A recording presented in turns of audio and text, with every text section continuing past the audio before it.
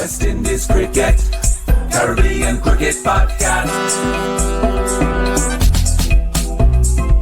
West Indies Cricket, Caribbean Cricket Podcast.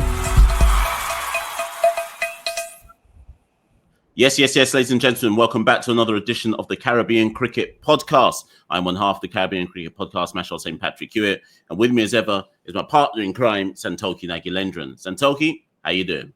Yes, Mash, all good. More importantly, how are you doing? Looking like you're at the Jamaican National Library at the moment.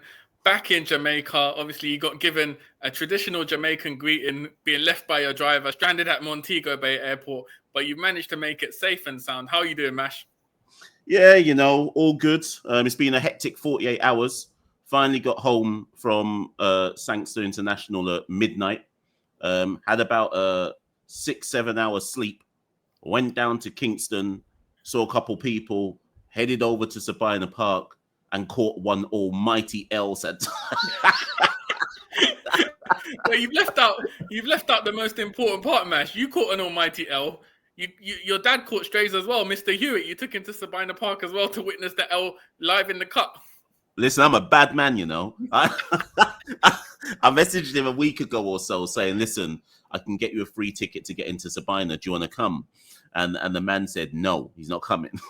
And then I pestered him for a week straight and said, nah, listen, it's free and I'll buy you dinner and da-da-da-da-da-da. By the 10th over of Australia's reply, the man looked at me and said, let's go home. Let's go home, Santokie.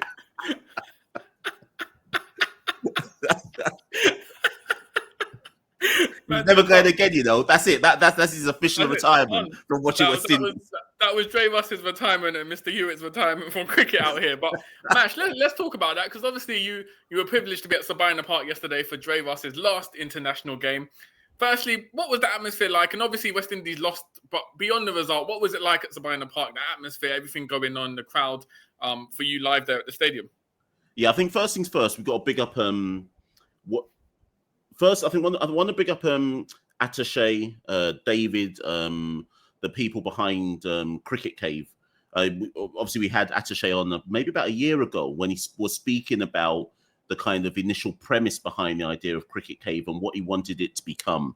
Listen, the game last night, and I know Sunday popped off as well, but the atmosphere, particularly in the North Stand at Sabina, was popping off last night. You had Elephant Man in the Cut performing live. You had Wayne Marshall the day before. Shelly Ann was there. And Eve, in spite of the cricket, and I think people accepted, by the end of West Indies for innings, I think most people accepted, right, West Indies have lost this. But that didn't stop them making up a bag of noise. When King Moti was hitting sixes at the end, you would have thought King Moti was like Jamaican Prime Minister or something when he was hitting the sixes. So for a country that hasn't had much cricket since, no CPL team, pretty much no cricket since 2021, give or take a few matches here and there, you would never have known that Jamaica was a cricket-starved country. And now they've got the new scoreboard, obviously the new lights. You'd like to think, based on how the atmosphere went, that Cricket West Indies might say, actually, we should probably have a few more games in Jamaica, results notwithstanding. Yeah, I was going to say, because obviously you often hear the line, obviously in Jamaica, football and athletics have taken over. They're the sports everyone's interested in. No doubt they're popular. But looking at the crowds from what I saw at Sabina Park for both games, was it a case, Mash, of do you think people were just showing out for Dre Russ? Was it the fact that it was made as an event beyond cricket? Like you said, Elephant Man were there, loads of artists were there. Or do you think fundamentally it shows that the Jamaican general public still has an affinity and passion towards West Indies cricket when needs be? I think it's a mixture of everything. We also have to throw in the fact that for the test matches, they made it free for under 16s, which you and I have spoken about for so many years, saying just make it free. People aren't going to go otherwise, right? So they made it free for under 16s for the test matches. The Dre Russ thing, undoubtedly, like the reception he got when he came out to bat, I think he made, 36 of 14 balls or something. The reception when he got out, etc. So obviously there was a lot of kind of let's come out for Dre. It was 2 for 1 as well. So I think that helped. And unlike the test match, it wasn't like there was a massive Australian touring presence You know, like how in the test match you had like Jason Gillespie's crew and then Merv Hughes's crew and a bag of man in shirts and stuff. With this one, there weren't many Aussies around. This was a purely Jamaican audience. So I think there was a mixture of Jamaicans love an event, right? And at the end of the day, if you've got artists hyping up an event, and like Elephant Man only performed for about, he was only given the interval, and in a T20 game, that's like 10 minutes. In fact, Elephant Man performed so long they had to rush him off the stage because the man kept saying, "Run the next rhythm." They were like, "Nah." Meanwhile, out on the pitch, the players were trying to start the match, and Elephant Man's still on the mic trying to do the next song.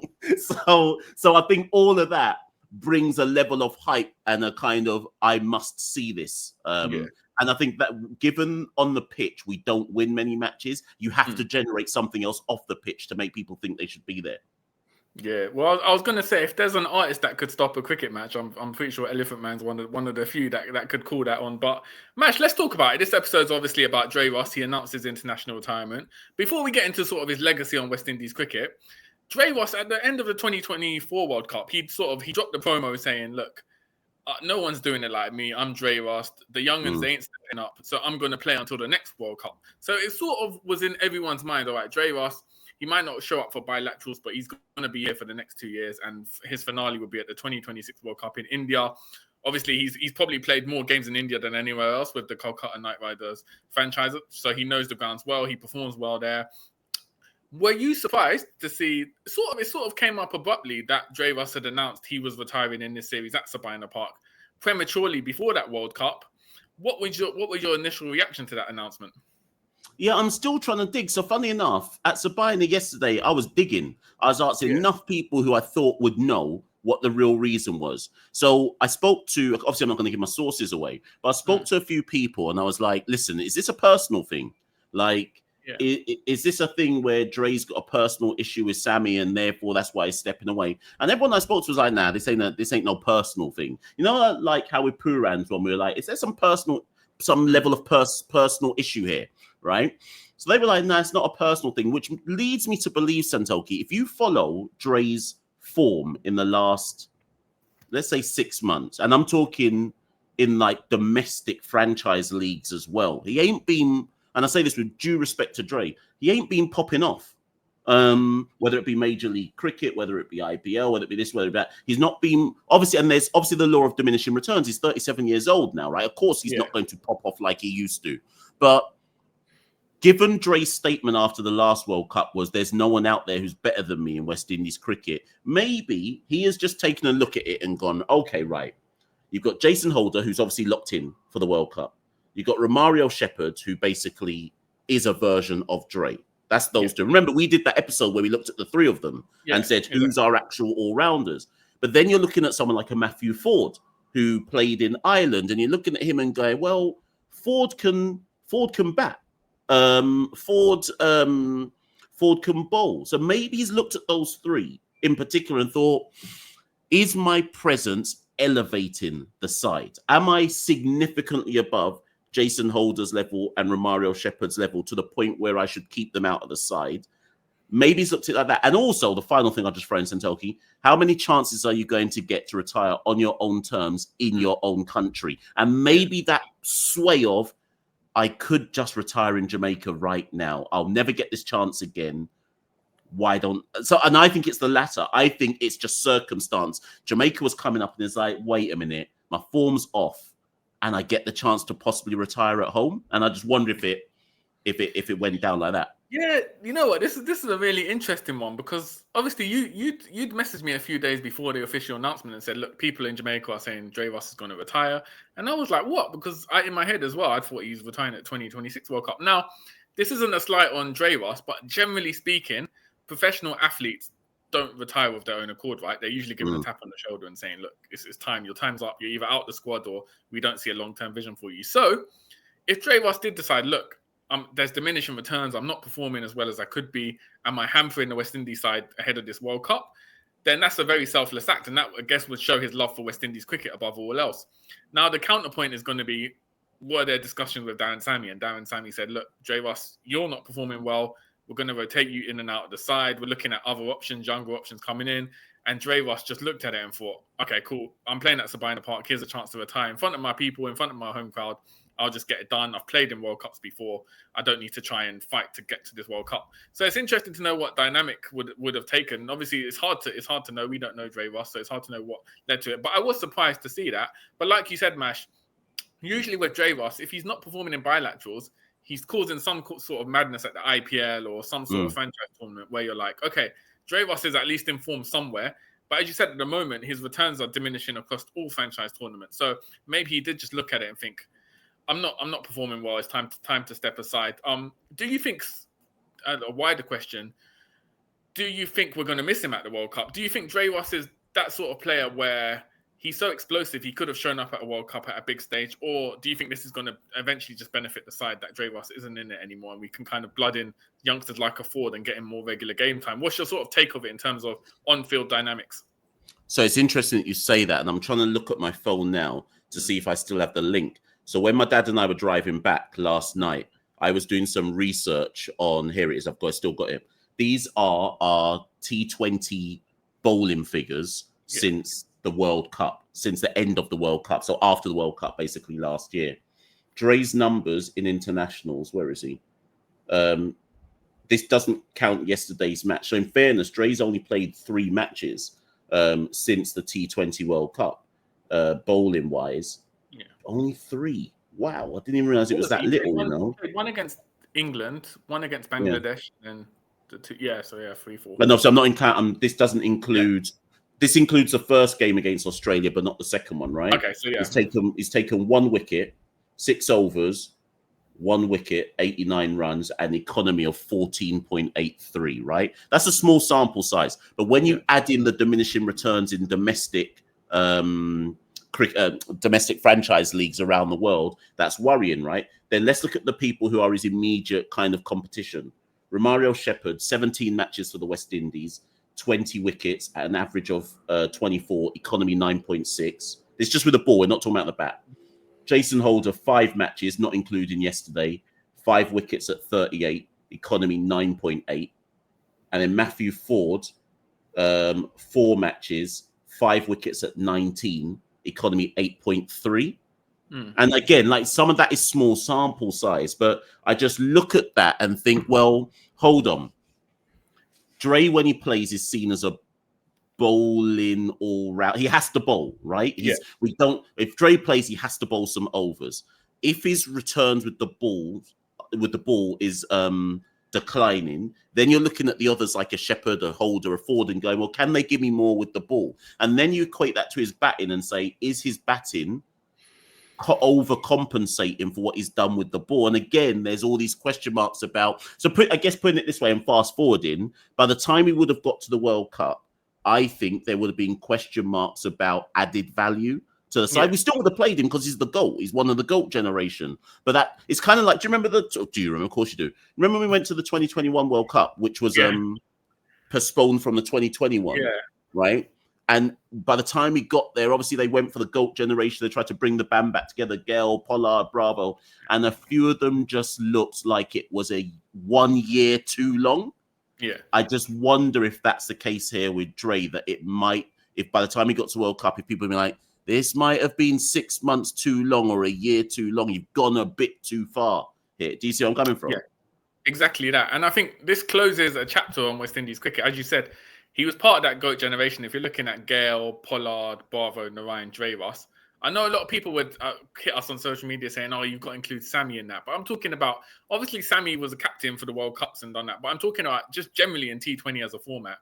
All 5 of those guys revolutionized how people play the game, so other countries play the games. Dre Russ in particular, the way he finished matches, no one else was doing it at the time. The amount of the power hitting he had, and that influenced other sides, whether it be England, Australia, India, to try and develop finishers like a Dre Russ, basically. He was like the prototype. So I put him as a GOAT. He was the last player, and this is the only thing in his favor for going to a World Cup. He was the last West Indian player to have that aura where when he comes out to bat, players are scrambling. Like the captains are changing tactics. Like Dre Russ is coming out. He felt like a big game player. Gale that even happened yesterday, right? He came out and West Indies was something like 97 for 5, something dumb, right? And even when he walked out, you know how certain players in Tokyo, you can sense the crowd mood change. And I know it was his last game, but it's what that word that you described, there was this aura of Dre's going to do something. And even if he's not going to do something, there was an expectation that he was going to do something. It's an aura that the likes of, and they may get it one day, but it's an aura the likes of Rutherford, Hetmeyer, Rovman, they don't really have that same aura. Whereas Dre at Big 37, soon as he was coming out, the crowd was like, yeah, he's got something special for us. Like, do you see what I mean? Yeah, it's like, so obviously we're big wrestling fans. The only way I can describe it is you can't really define the aura. So like, if you look at wrestling, Hulk Hogan and Ultimate Warrior had that aura of big time guys.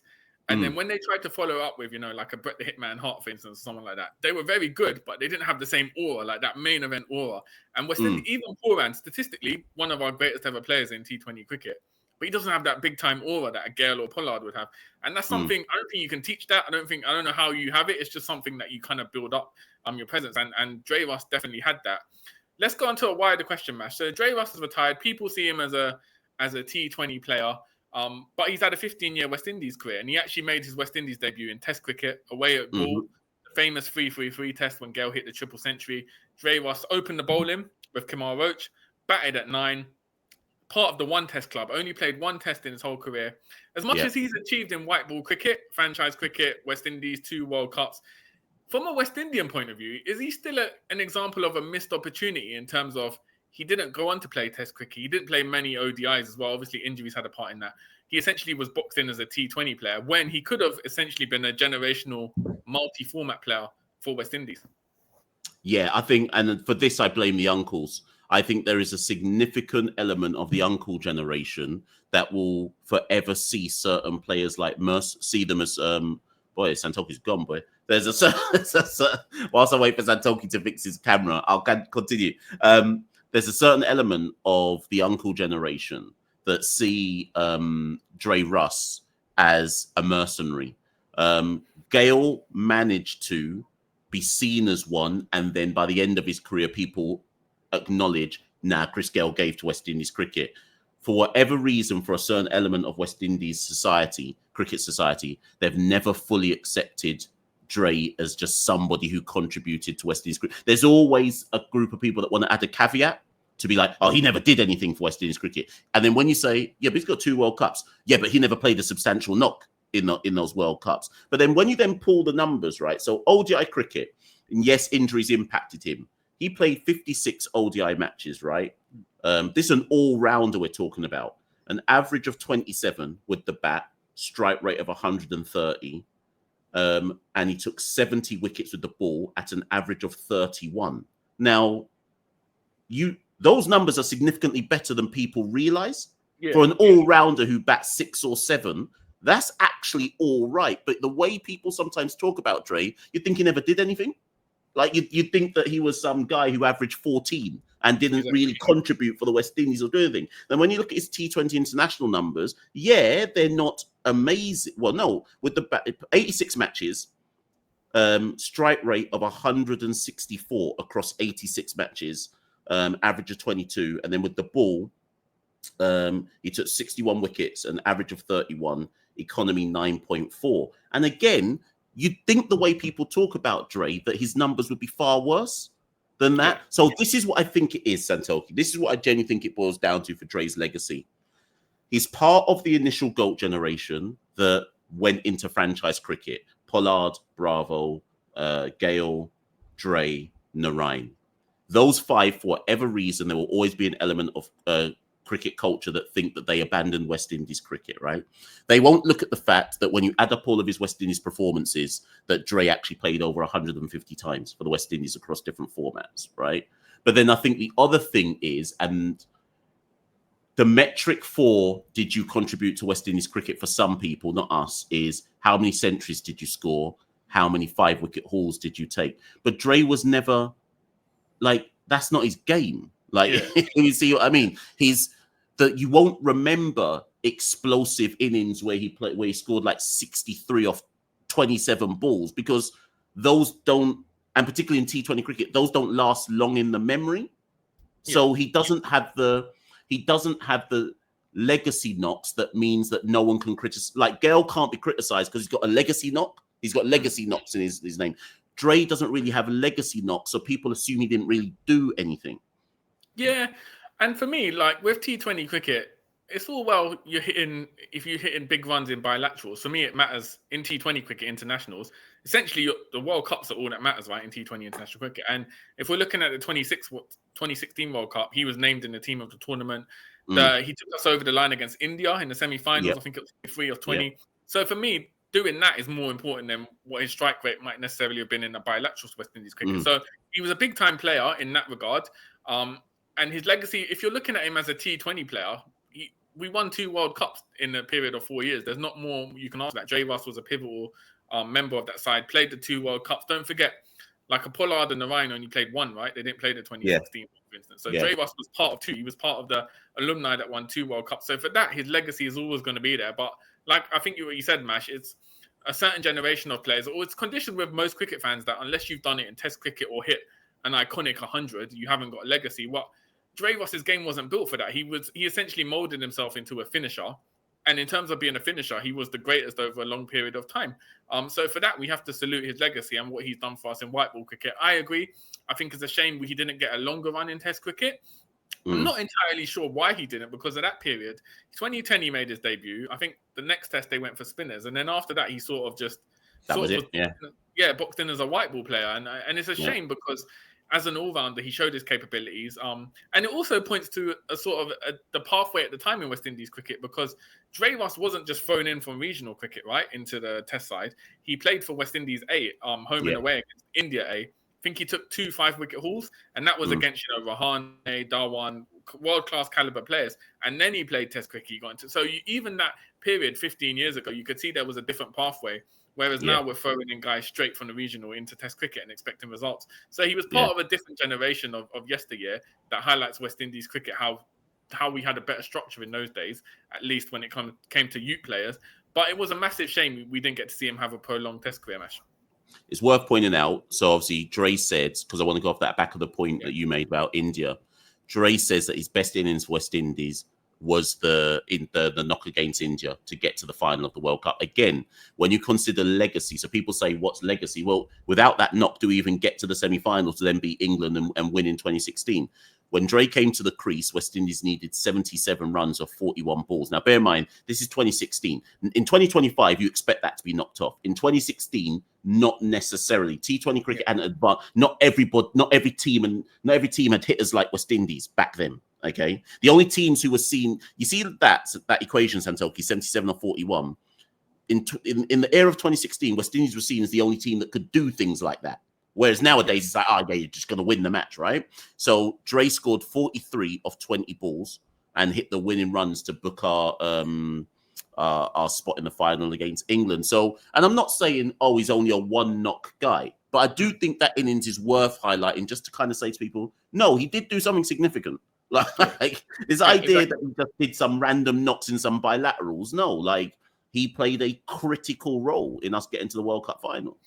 And I think whereas with Sunil Narayan, as great as a player is, people have legitimate questions about his commitment because he didn't play for West Indies much, and he sort of pretty much before he announced his retirement, the last 5 years he hadn't played for West Indies cricket. With Dre Russ, I was there at the 2019 World Cup in England. Some of the games he basically forced himself to get through 50 over games. His body wasn't up to it.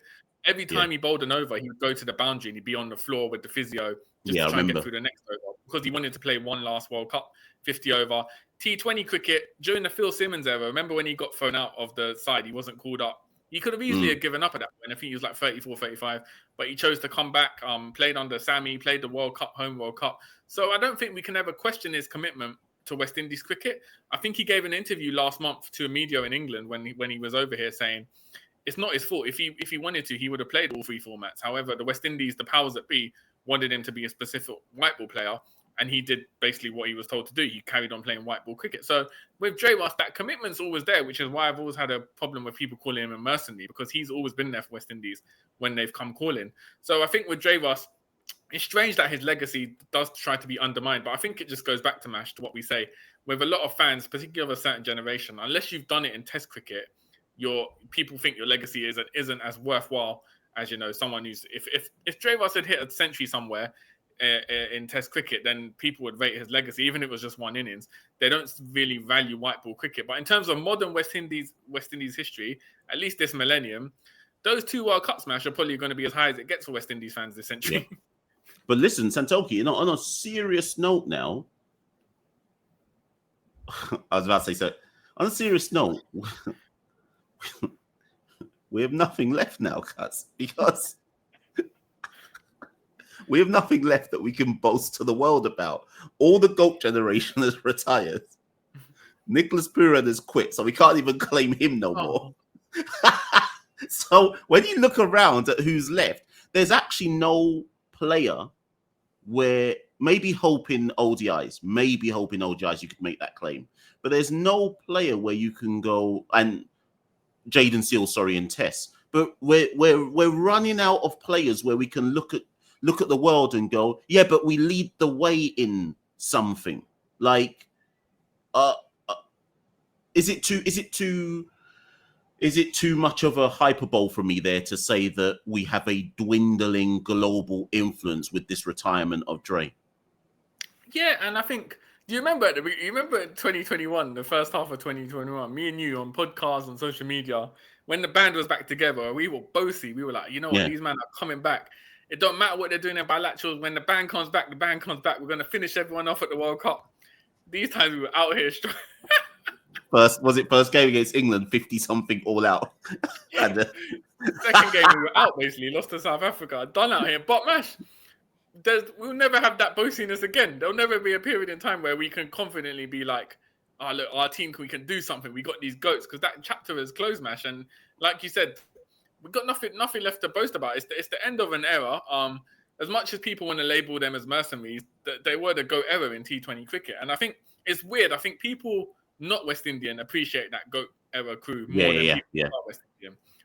That's the best line to sum it up. Dre's retirement, apart from outside of Jamaica, because obviously Jamaica turned up for him, but Dre's retirement means more to people outside of the region than within the region, and that almost speaks volumes about West Indies cricket. Yeah, because if you think about it, even yesterday, I saw the Aussies did a line up. They did a round of applause. Like, if you looked at the Aussies' faces, like some of the men, they were happy, man, because they probably grew up watching Dre, man. Dre was the GOAT guy. So it's a sad reflection that, you know, like I said, a Narayan, a Pollard, a Dre Russ are valued more outside the region than those with the local fans within the Caribbean. And that's partly down to, you know, the rhetoric and the media campaign against them being mercenaries, the smear campaign that was going on at the time there. But I think, it closes a chapter in West Indies cricket. I think we've seen with Pura and Hetmeyer, Rutherford, you might have players who are as talented, or maybe as close as you can get to that GOAT generation in terms of talent. But in terms of that aura, Mash, I don't think it can be replicated very easily, and we haven't seen it with the next generation. So it'll be a very, very long time, Mash, before I think we can ever be boasty ahead of a World Cup that, you know, our guys are going to do something big.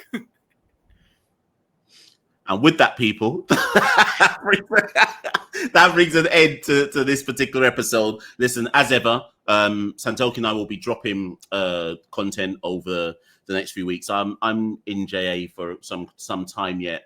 I'll finish off my holidays in Fort Lauderdale for those Pakistan T20s. Maybe I might see a W before I go home. But as ever, people, get in the comments below, like, share, subscribe, Caribbean Cricket Podcast. We've passed the 13K threshold on YouTube. We're just approaching the 20K. I think we're 200 people off the 20K threshold on X. So like, share, subscribe, follow us on all the social media handles, people. And if you'd like to support the Caribbean Cricket Podcast, big up all the recent Patreons. I've changed the Patreon subscriptions now, people. So if you want to get into our brand new Discord, I've started a brand new Caribbean Cricket Podcast Discord. This one is only for patrons. Someone said to me that me and Santokie give away far too much stuff for free. Which is true, you know. Caribbean Cricket Podcast has existed a long time. We've just given everything away free, pretty much. We got to value our worth. So if you do want to be in the brand new Caribbean Cricket Podcast Discord, the old one has been shut down as of today. The new one has started.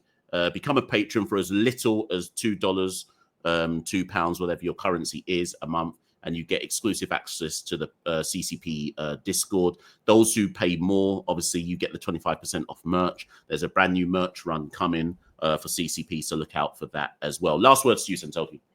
Yeah, Mash. I guess also a bigger point is we've almost treated the Dre Russ retirement has almost treated these games as exhibition games. But if you're looking at it, we're carrying on our slide in T20 cricket, 2-0 down to the Aussies.